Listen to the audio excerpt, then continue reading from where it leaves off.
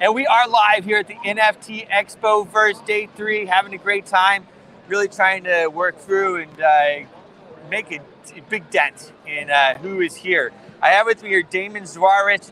He's a Canadian from like Nowhereville, Canada, yeah. But he has the Cardano DeFi Alliance, which is cool. Of course, I think Cardano is a pretty good play at the current prices. Yeah. Obviously, Hoskinson is a force to be reckoned with, and having an alliance in order to do what you guys are doing in the DeFi space on that protocol is pretty important. So yeah. Why don't we open up with that? Tell me a little bit about how you guys got started and what your goals are. Absolutely. Well, thanks for having me to begin with. Like, this is great to get more exposure, especially with the Alliance and Cardano. It's nice to know that people know what Cardano is actually doing and building.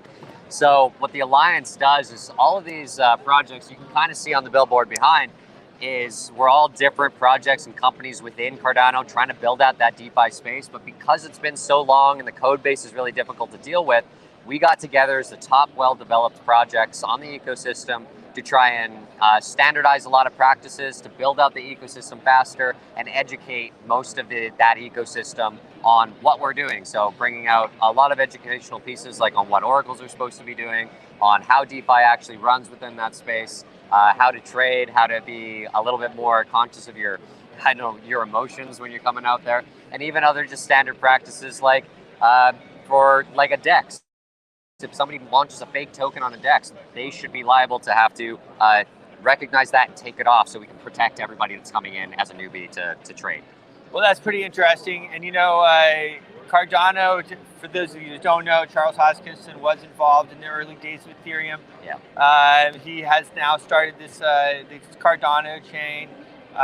It's new, they've been working on it, they've had some launches this year. Tell us a little bit about all that. Yeah, so there's been a few things that's happened on Cardano so far in this last year. I mean, a lot of projects have started to kind of come online and launch. Ours, Charlie 3 Oracles, we launched our token last year, and we've been starting to bring out products. But the big thing that's coming up about within the next month or so is the Vasil hard fork. Now, what a hard fork is basically a lot of new code implementations that help increase the effectiveness of the chain.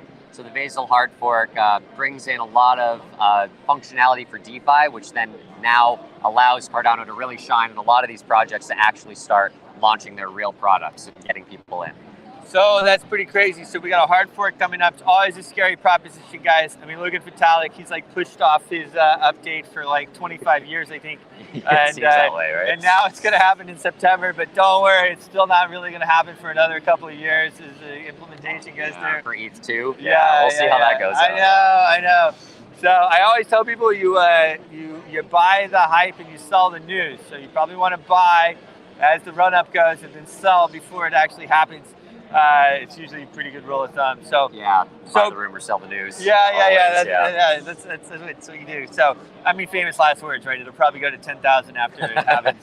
You'll be like that Bruce guy. Yeah, not financial advice. Not financial advice. Yeah, profits are profits either way. That's how I look at it. If you don't take them, then they're not really profits. Yeah, absolutely. So that's pretty interesting. So you mentioned something about your own project. Yeah, that's on it. Let's talk a little bit more about that. Sure. So the project here is Charlie 3. This is our little mascot logo. Yeah. Nice. And so Charlie 3 is an Oracle solution. It's like Chainlink, if you know what Chainlink is. Of course. You know?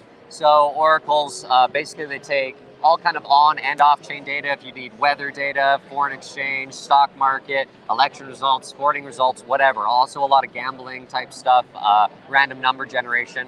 Almost all DeFi, all the applications you use for trading, even the wallets, sometimes most times they grab all of that data from an oracle. So you don't see the oracle, but it's always working to make sure that everything in crypto is actually functional. The reason we've built a new one on Cardano is because Cardano is built on a completely different code language than the rest of crypto. It's built on a code language called Plutus that has been developed and created and invented just for Cardano. So our solution is built on Plutus. Everything basically on Cardano right now, because it's built all mainly for DeFi, will have to use our solution to grab their data to actually function. So it's kind of a large fundamental cornerstone piece of what Cardano DeFi will be. Well, that's a big play, man. Congratulations on that. It's been a struggle the whole way through. It always is, bro. Yeah. So that's pretty interesting. Do you have like a competitor as well in the? Not really. Right now in Cardano, there's really no competitor. There was a announcement at last year's Cardano Summit that Chainlink was going to come over, but we have been told by them and Cardano that they haven't even started ever trying to build anything in Plutus. They just don't think it's worth it because they have so much more to deal with the rest of their ecosystems that they're building on. So right now, it's really just us, which is nice. But we Amazing. It is amazing. But we do support that innovation of that Oracle product and people bringing out different types of oracles later on, because we are all just trying to continue to innovate and build on what the last person has done. So, but for now, it's just us. That's amazing. And, you know, that's a lot of what the space is like, guys. It's been like that since the beginning. As you know, I've been here for a long time. But there's room in the space for everybody. I talked about it on stage yesterday as well. And, you know, the growth is exponential here. You look at what we have going on in LA with an NFT conference at the bottom of the bear market, kind of where everybody's lost so much money in the NFTs. And we have, or just anything, really. Or just anything, really, yeah. I fared better on this one. This is like my third bear market, at least third. Yeah. And so you get better at it. Yeah.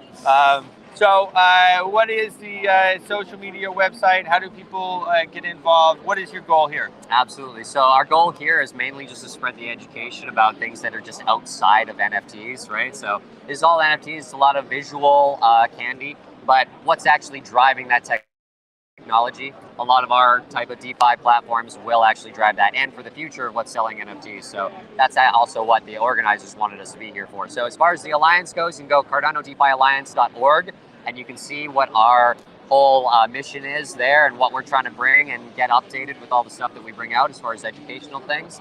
And then as far as my company, Charlie3, that's Charlie with I3 as the E, not E then 3. You can see that on Twitter, on Discord, Telegram, but the Twitter's the best spot. Go there, and charlie3.io is the website to learn more. Damon, thanks a lot. Appreciate it. We will see you soon. There it is. Awesome.